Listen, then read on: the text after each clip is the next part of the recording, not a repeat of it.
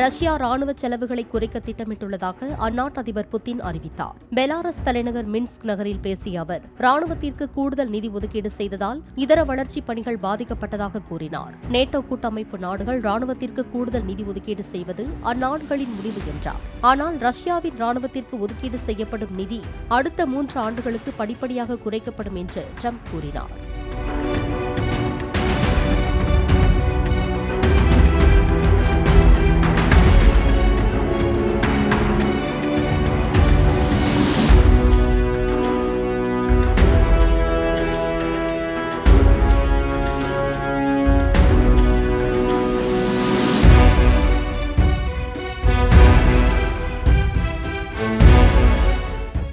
Play store மற்றும் app ஸ்டோரில் இருந்து பாலிமர் செயலியை QR கோடு மூலம் பதிவிறக்கம் செய்யுங்கள்.